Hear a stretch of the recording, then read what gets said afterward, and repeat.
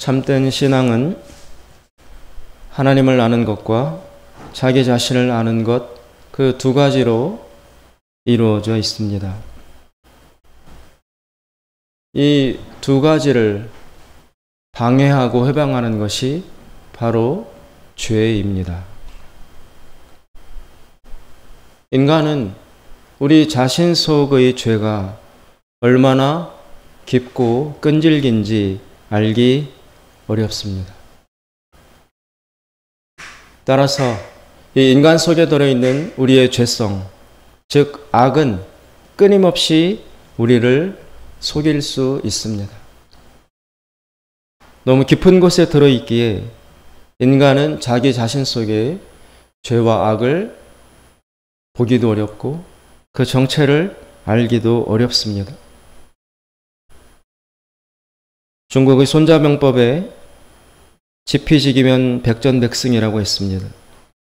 나를 알고 저까지 알고 있으면 100번 싸워도 다 이길 수 있다라는 말인데, 죄와 악에 대해서 우리들은 지피지기를 할 수가 없습니다.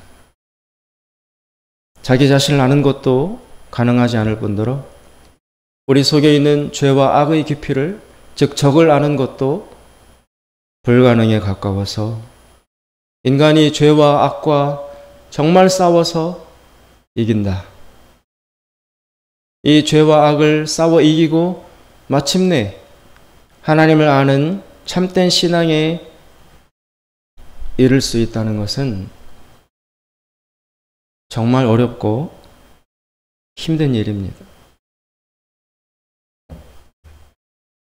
그래서 우리 속에 있는 이 죄성은 끊임없이 우리로 하여금 거짓 하나님을 만들어내게 합니다.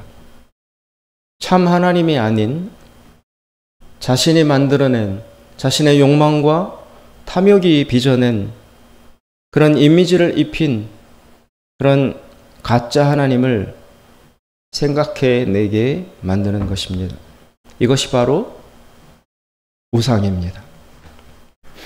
이 우상에게서 얼마나 벗어나느냐 하는 것이 그 사람의 신앙의 진실성과 성숙성을 결정짓게 되는 것입니다.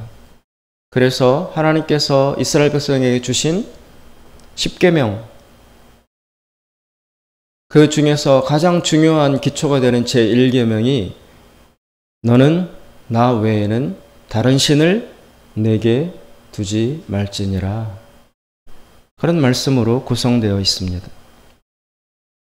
나 외에는 다른 신을 두지도 말고 섬기지도 말아라.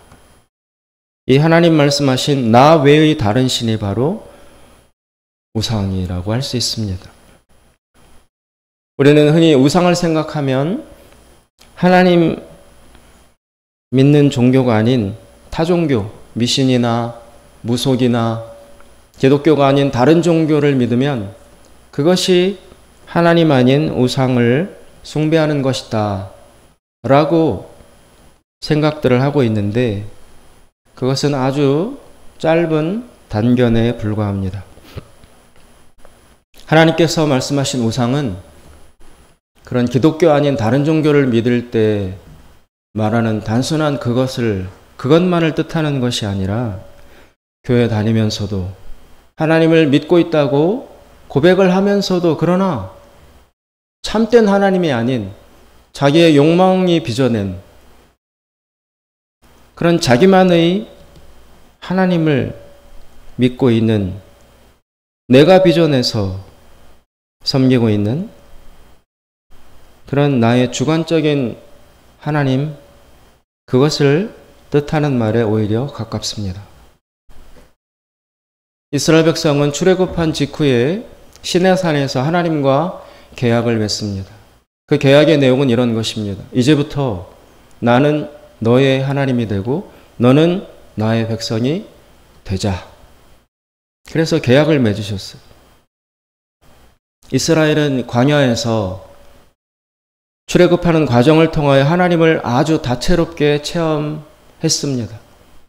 홍해의 바다가 갈라지고 애굽에서 10가지 재앙이 일어나서 애굽 백성들은 죽어나가는데 이스라엘 백성들만 털끝 하나 다치지 않고 보호받고, 또 광야를 지날 때 물과 먹을 것과 그늘과 불기둥 이런 것들을 공급받는 평범한 사람들이 도저히 할 수 없는 집중적인 하나님 살아계심에 대한 체험을 마음껏 했습니다. 그러나 그처럼 하나님을 많이 체험한 이스라엘 백성임에도 불구하고 하나님과의 그 시내산에서 계약식을 끝내자마자 이스라엘은 바로 금송아지라는 우상을 만들어 놓고 하나님을 내팽개치고 그 금송아지 앞에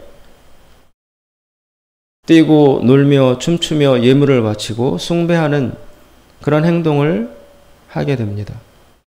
우상 숭배에 빠져든 것입니다.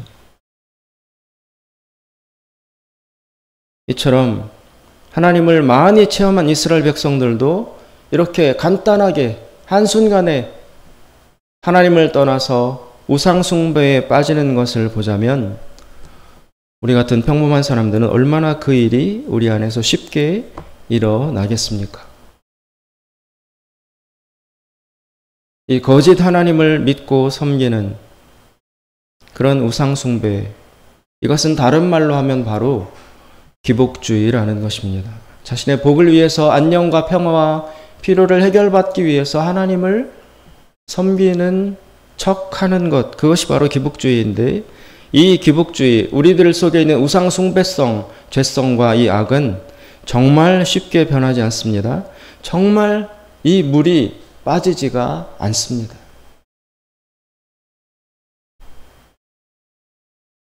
말로, 가르침으로, 훈계와 권고로, 경고로 아무리 해도 이스라엘은 이 우상 숭배로부터 벗어나지를 못했습니다. 그래서 출애굽 이후 가나안에 정착한 후에 다윗, 솔로몬 이런 왕들을 겪고 그 이후 또 여러 수많은 왕들을 겪으면서 이스라엘 역사가 축적돼 갔는데, 그 긴 시간 동안 이스라엘은 우상 숭배에서 벗어나서 참되신 하나님을 진실하게 섬겼던 기간이 정말 찰나에 불과합니다. 이처럼 하나님을 아는 참된 믿음으로 나오지 못하는 이스라엘 백성에게 결국 필요한 것은 무엇인가? 그것이 바로 고난입니다. 하나님은 이스라엘을 멸망시키셔서 바벨론이라는 강대국의 포로로 70년간 격리시키십니다. 그때 겪은 고통과 순환은 정말 말로 다할 수 없을 정도로 참혹합니다.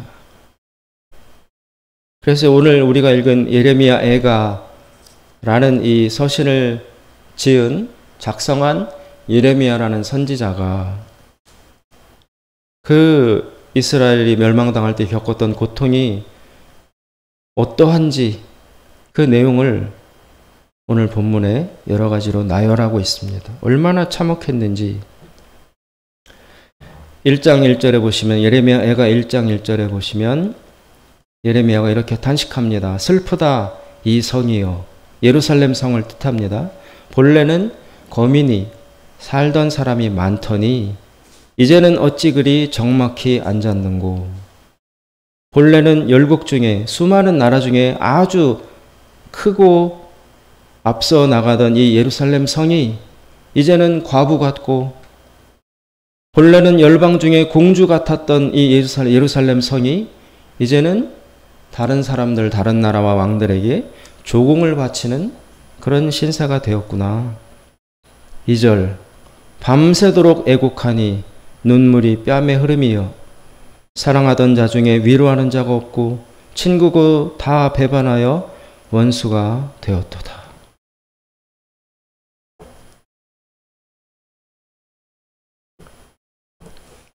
2장 11절에 보시면 이스라엘 백성이 그 바벨론에게 멸망당할 때 어떤 일을 겪었는지가 나옵니다. 2장 11절에 보시면 내 눈이 눈물에 상하며 내 창자가 끊어지며 내 간이 땅에 쏟아졌으니 이는 처녀 내 백성이 패망하여 어린 자녀와 젖 먹는 아이들이 성읍 길거리에 혼미함이로다. 길거리마다 아이들이 먹지를 못해서 기절에 쓰러져 있다는 얘기입니다. 12절 저희가 그 어린아이들이 젖먹이들이 도시 성읍 길거리에서 상한 자처럼 혼미하여 기절하여 그 어미의 품에서 혼이 떠날 때 죽어갈 때에 엄마에게 묻는 말이 곡식과 포도주가 어디 있느냐? 밥이 어디 있느냐? 먹을 게 어디 있느냐? 이렇게 엄마한테 물으면서 애들이 엄마 품에서 굶어 죽어 갔다는 것입니다.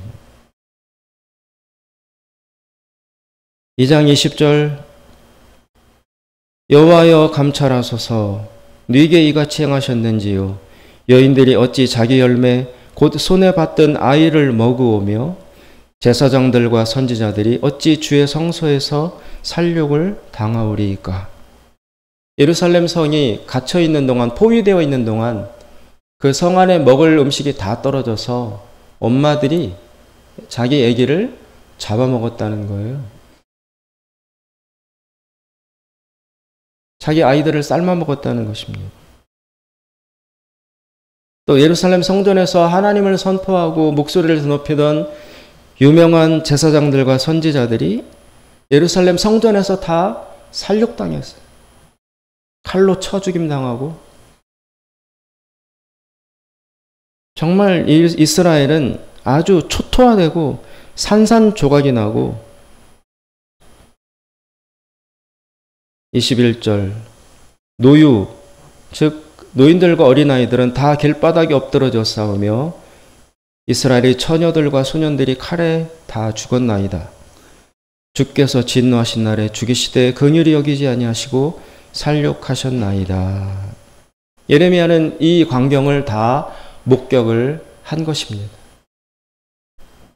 그래서 결국 이스라엘이 예루살렘이 다 멸망하고 패망하고 초토화되고 그리고 끌려갈 사람들이 다 끌려가고 난 끝에 남아 있으면서 예레미야가 그 멸망한 이스라엘과 예루살렘을 보면서 탄식하는 내용이 바로 이 예레미야 애가의 본문들입니다.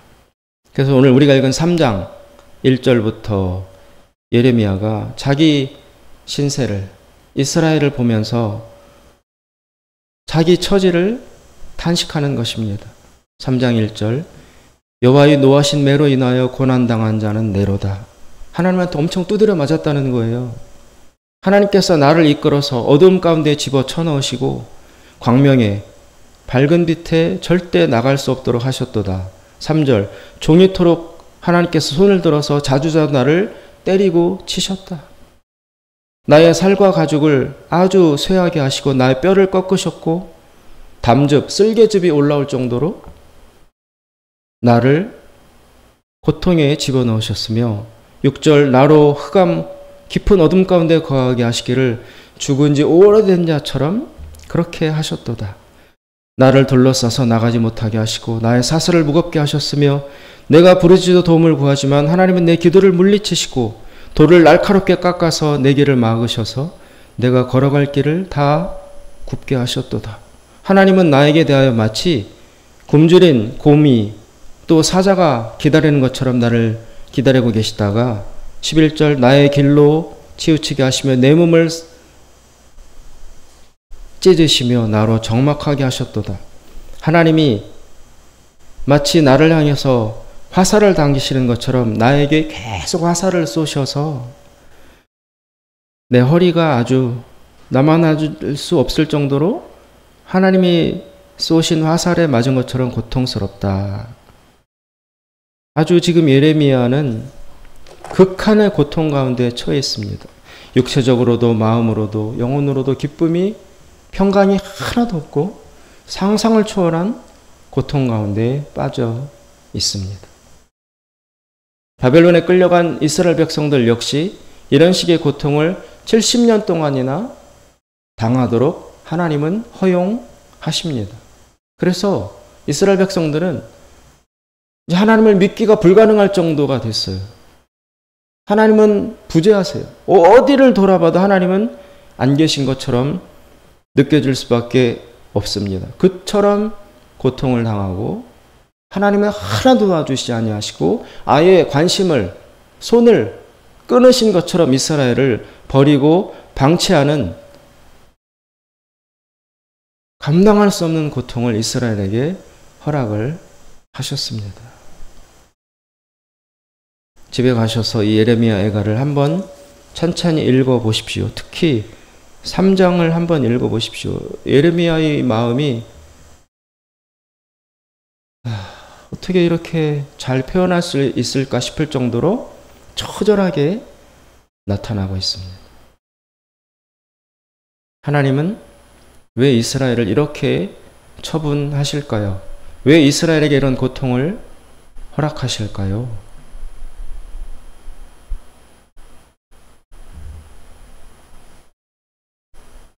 그런데 이스라엘 역사로 보면 이 바벨론에게 멸망당하고 70년 동안 끌려가서 말할 수 없는 고통을 당한 이 시기가 지난 다음에 여러분, 이스라엘 백성들 그 안에서 아주 작은 새로운 사상적 움직임이 일어납니다.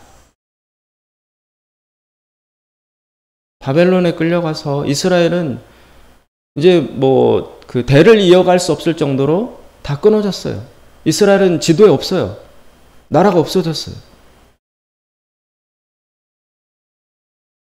그런데 그 끌려가서 살던 이스라엘 백성들 아주 폐허가 되고 종과 노예가 되어서 유린당하던 희망이나 소망이나 이런 것은 찾을래야 찾을 수 없는 그 남아있는 얼마 안 되는 폐허가 된 이스라엘 백성 안에서 이 혹독한 70년 포로기를 겪고 난 이후에 어떻게 시작된 것인지 모르지만 이스라엘 백성들 사이에서 작은 새로운 생각, 사상적 움직임이 일어나기 시작합니다.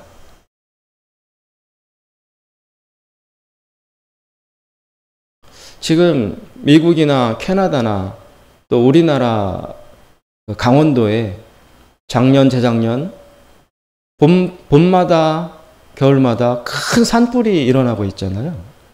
산불이. 지금 하와이, 미국 하와이에도 엄청난 산불이 일어나서 거의 100여 명 가까운 사람이 죽었고 그 하와이라는 그 아름다운 휴양지 도시가 지금 폐허가 됐잖아요. 그렇게 뜨거운 산불이 모든 것을 다 불태우고 산과 나무와 집과 풀을 다 불태우고 지나간 자리, 그런 그 망가진 폐허가 된 숲이 회복되는데 시간이 얼마나 걸리는지 아세요? 긴 시간이 걸립니다. 아주 긴 시간이 걸려요. 그런데 그 불타버려서 초토화된 숲이 다시 살아나는 것을 이제 사람들이 거기를 관리하고 회복시키려는 그 사람들이, 학자들이 관찰을 했어요. 다 불타버린 지 한 3년 정도 지난 후에 그 숲을 지켜보던 연구자들이 한 가지를 발견해냅니다. 뭘 발견해내냐면 그 시커멓게 타버린 그 산 안에서 곳곳에 아주 점처럼 새로운 풀이 돋아나는 것을 보기 시작해요. 도저히 생명이 살 수 없을 정도로 땅속 뿌리까지 다 타버린 그런 산인데 3년 정도 흐른 후에 작은 풀싹이 조금씩 올라오는 것을 그 관찰자들이 발견합니다. 찾아가 조사를 해봤더니 어디에서 그 풀들이 살아나냐 하면 그 엄청난 산불이 덮쳐올 때 피하지 못하고 죽었던 산짐승들 있잖아요. 토끼, 노루, 다람쥐.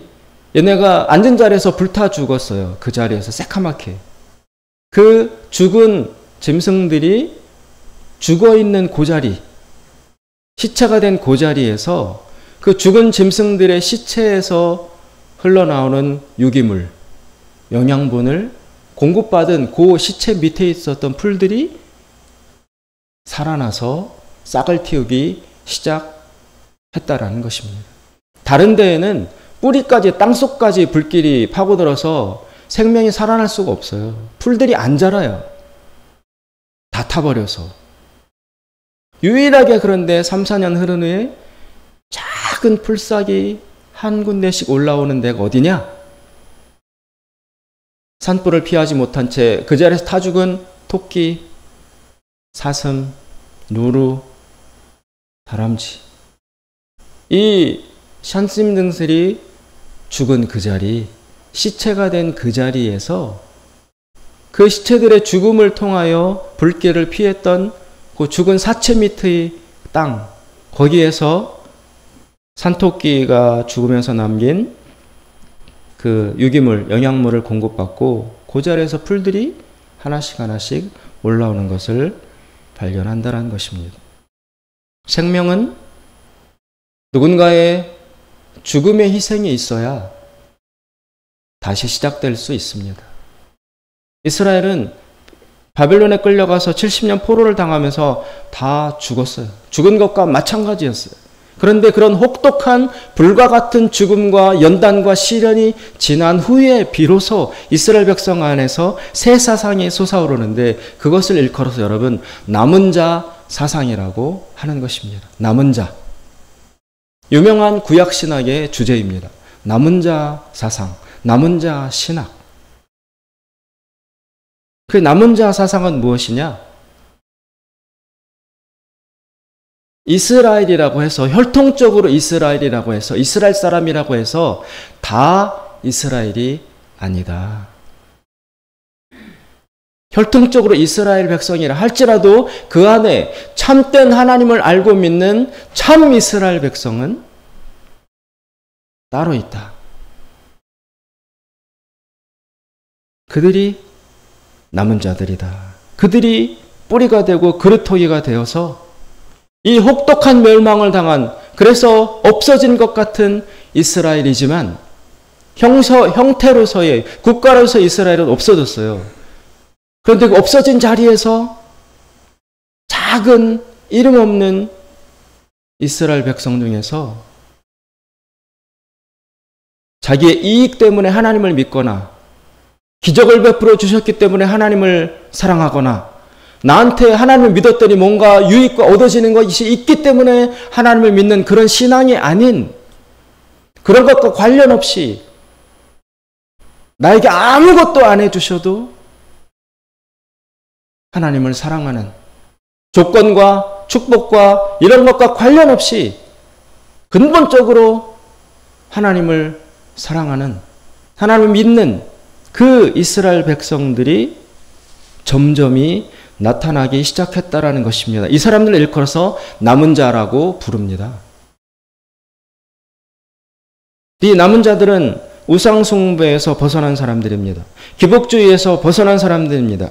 정말로 하나님 한 분만을, 그냥 하나님만을 사랑하기 때문에 하나님께 헌신하는 그런 사람들입니다. 참된 믿음의 소유자들이 나타났다라는 것입니다.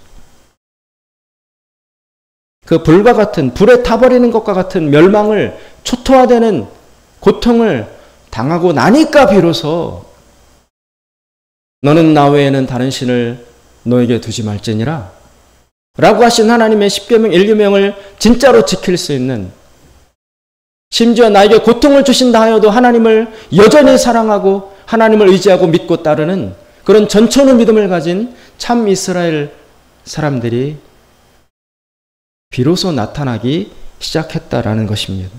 그래서 그들로부터 메시아 대망 의식이 생겨요. 장차 메시아가 오신다. 그리스도가 오신다. 하나님 보내신 하나님의 아들 구원자가 오실 것이다. 그 하나님의 아들이 오시면 우리와 같은 새 이스라엘 백성을 전 세계 모든 족속 중에서 불러일으키셔서 참된 하나님의 나라 참 이스라엘을 이루어 나가실 것이다라는 이 메시아 대망 사상이 남은 자들을 통해서 일어나기 시작합니다.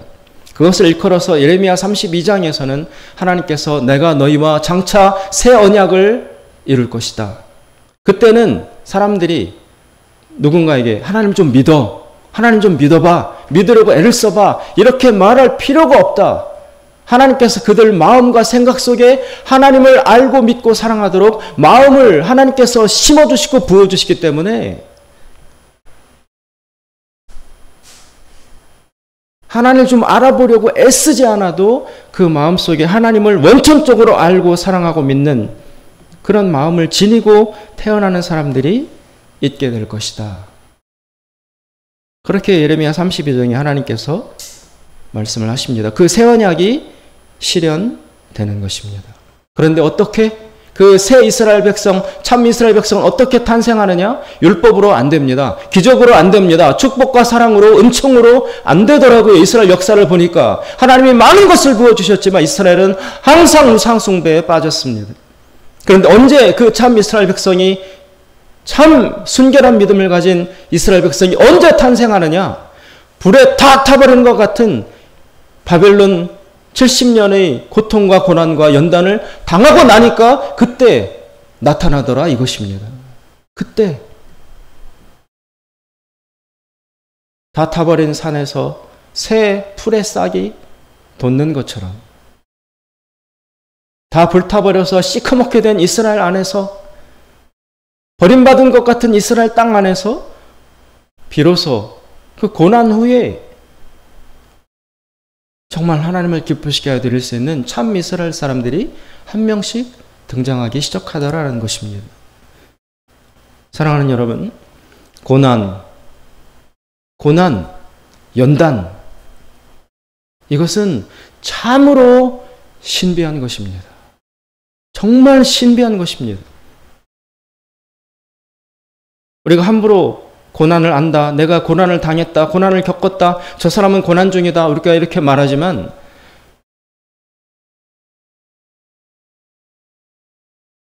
진정한 하나님이 허락하신 고난, 그것은 겪어보아야만 압니다. 그 고난을 겪을 때 마음은 오늘 예레미야가 탄식한 것처럼, 3장에 탄식한 것처럼 하나님이 때리신 매로 인해서 나는 고통만 당했습니다. 나를 이끌어 어둠 가운데 쳐넣으시고 빛은 하나도 주지 않으십니다. 하루 종일 하나님이 손을 들어서 나를 때리고 치시고 나의 뼈를 꺾으시고 쓸개즙이 올라올 정도로 내 몸이 고통스럽게 만드시고 죽은 사람처럼 나를 방치하시고 내가 기도하지만 내 기도를 하나님이 거절하시고 굶주린 곰과 사자처럼 달려들어서 나를 먹어치우시고, 주님, 내 신세가 이렇습니다. 내가 현재 처지가 이렇습니다. 이렇게 탄식하고 고통스러워할 정도로 하나님이 버렸다고 느낄 정도로의 이런 고난의 깊이를 통과해야만 하나님이 허락하신 연단이라고 비로소 말할 수 있습니다. 그런데 신비한 것은 그런 처절한 그 혹독한 고통 속에서 이상하게 그 연단을 겪고 난 사람은 있잖아요. 그 연단 속에서, 그 고통 속에서 하나님을 사랑하는 마음을 갖게 됩니다. 막 속에서 하나님을 사랑하는 그 마음과 믿음이 솟아올라서 주체할 수 없을 정도의 신앙 고백을 하나님께 드리게 됩니다. 상식적으로 보면, 인간적으로 보고 객관적으로 보면 저렇게 맞았고 저렇게 하나님께 버림받았고 저렇게 혹독한 고통과 고난을 당하는 것으로 보면 저 사람은 하나님을 저주하고 하나님께서 떠나야 마땅해요.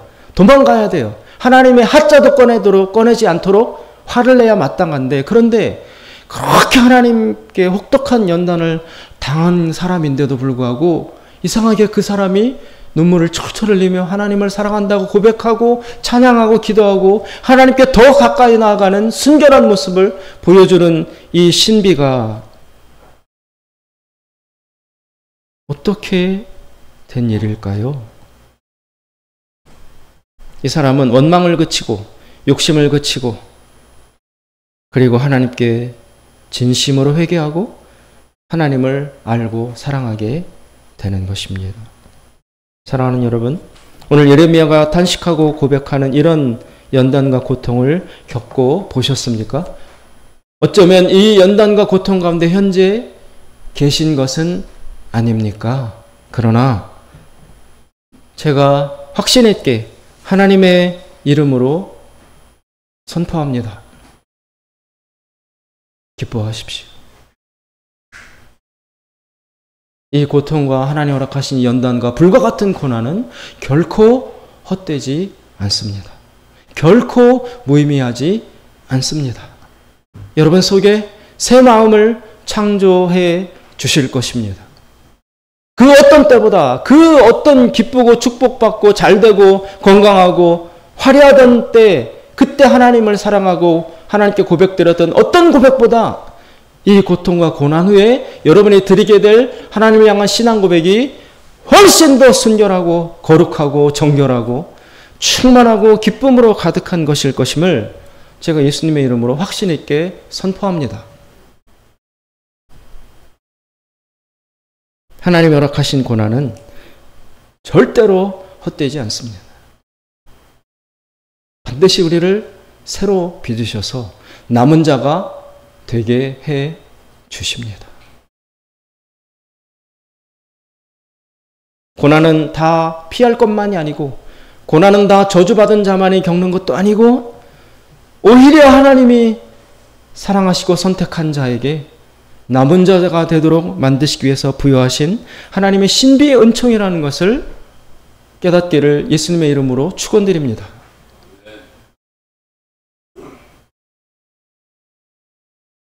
옛날 다윗과 요나단이라는 복음성가 가수가 찬양한 그 찬양에 있는데 그 제목이 부서져야 하리에 부서져야 하리. 그 가사가 뭐냐면 부서져야 하리, 무너져야 하리, 깨져야 하리. 다 부서지고 더 무너지고 더 깨져야 하리. 그런 후에 우리는 하나님을 새롭게 만날 수 있을 것이다. 그런 찬양인데요. 아, 정말 하나님의 계시가 있는, 영감 있는 찬양임을 저는 믿습니다. 더 부서져야 합니다. 더 무너져야 합니다. 더 깨져야 합니다. 그러면 참 하나님을 만날 수 있을 것입니다. 저는 이 본문을 읽고 묵상하면서 우리나라의 북한을 생각했습니다. 북한도 1950년, 53년, 그리고 48년 우리나라 건국단 이후에 지금까지 70년이라는 시간을 저렇게 버림받은 채 지내왔습니다. 북한 사람들이 당한 고통, 아까 어린아이들이 길거리에 굶어 죽어서 누워있고 엄마 품에 죽어가면서 엄마 먹을 거 없어요 라면서 죽어갔다라는 이 일들이 북한에서 실제로 일어났습니다. 300만 명이 굶어 죽었습니다. 정말 사람을 잡아먹었다는 소문이 북한 안에 날 정도로 기아의 고통이 극심했던 그런 일들을 북한 사람들이 겪었습니다. 그런데 놀라운 것은 그런 일을 겪고 70년이 지났는데도 불구하고 지금 북한 안에 여러분 거의 교회도 없고 성경도 없고 목사도 없고 선교사도 없고 예배도 없고 아무것도 없는데 그 북한 땅 안에 하나님을 믿는 하나님의 백성이 있다는 것 아닙니까?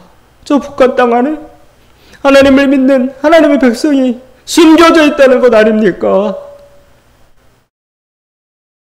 그들이 무슨 복을 받았습니까? 뭐를 공급받았습니까? 하나님의 무슨 축복을 받았습니까? 교회도 없고 성경도 없고 목사도 없고 아무도 없는 그 현실 속에서 70년 동안 혼자 담 밑에서 기도하고 하나님 믿는 거 아니면 아우지 탄강으로 끌려가고 그럼에도 불구하고 자신의 모든 삶 동안 하나님을 잊지 않고 굶어가면서 매맞으면서 끌려가면서 아무런 축복도 좋은 것도 받는 것도 없는 그 혹독한 시간 속에서 그런데 그 안에도 그 북한 땅 안에 하나님을 지금도 알고 믿고 사랑하는 그런 믿음의 신자들이 있다는 것 아닙니까? 그들은 누가 심었고 누가 자라게 했고 누가 일으켰습니까? 누가 탄생시켰습니까? 하나님이 하신 것입니다. 성령이 하신 것입니다. 하나님은 능치 못할 일이 없으시기에 오히려 고난과 고통과 불과 같은 연단을 사용하셔서 하나님의 참된 이스라엘 백성 남은 자를 탄생시키는 능력 있는 하나님이심을 믿어야 합니다. 오롯이 복만 받아야, 내가 기도하는 대로 응답받아야, 그러면 내가 하나님을 더 잘 믿고 하나님을 더 잘 사랑하고 하나님께 더 가까이 나갈 것이다. 그것은 우리의 인간의 착각이에요. 그렇지 않습니다. 인간은 주어도 받아도 만족함이 없는, 감사할 줄 모르는 밑이 빠진 항아리와 같습니다. 하나님 우리의 인간의 본성을 잘 아십니다. 오히려 다 불타버리고 온 산이 다 마귀 같은 불에, 산불에 먹혀서 땅속 나무 뿌리까지, 풀뿌리까지 불길이 파고들어서 다 타버려서 새로운 생명이 풀 한 폭이 자랄 수 없을 것 같은, 버림받은, 초토화된, 폐허가 그런 산과 같은, 그런 불과 같은 연단을 겪고 난 그곳에, 그 이후에 거기에서 자라나는 풀이란 것은, 새싹이란 것은 일반 좋은 조건에서 자라는 풀과 종류 자체가, 존재 자체가 다를 수밖에 없습니다. 마찬가지로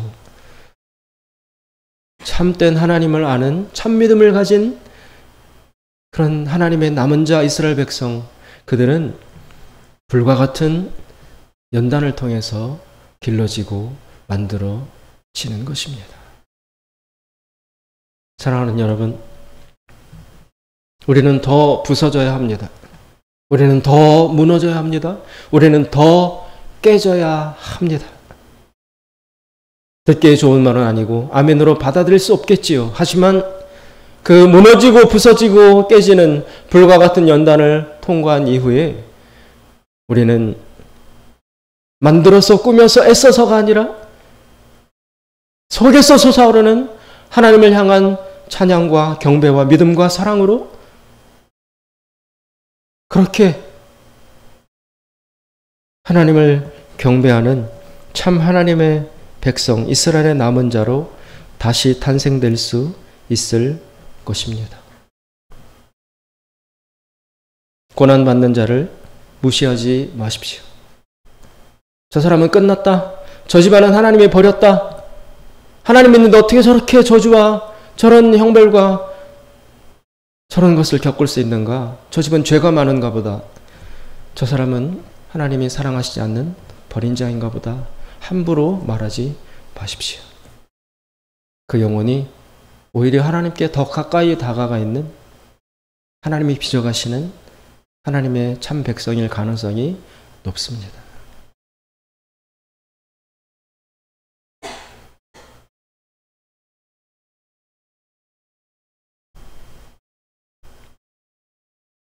오늘 예레미야는 고백합니다. 앞에는 말할 수 없는 고통을 단식한 이후에, 그러나 중간 이후부터 예레미야는 고백합니다.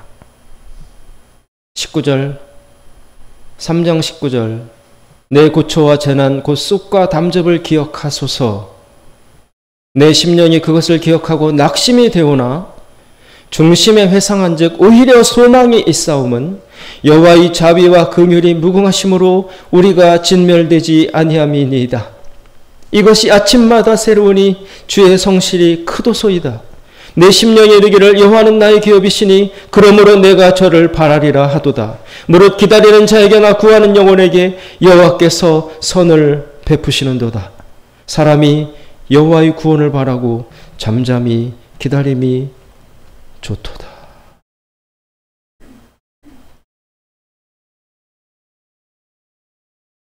예레미야에게 계시하신 하나님은 이 극한에 말할 수 없는 고통 속에 있는 예레미야의 이브스를 통해서 소망과 희망을 선포하게 하셨습니다. 하나님은 소망의 하나님이십니다. 현실을 보시고 주저앉지 마시고, 그 어떤 현실이 다가온다 할지라도 하나님은 살아서 역사하심으로 하나님의 영광을 이루어 가실 것입니다. 그 하나님과 떨어지지 마십시오. 거기에만 우리의 소망이 있는 것입니다. 내 힘과 능력, 그까짓 것이 무엇을 이룰 수 있겠어요? 변치 않으시는 하나님, 소망을 완성하시는 하나님, 오늘도 살아계신 하나님, 그 하나님께 붙어있는 그것만이 우리를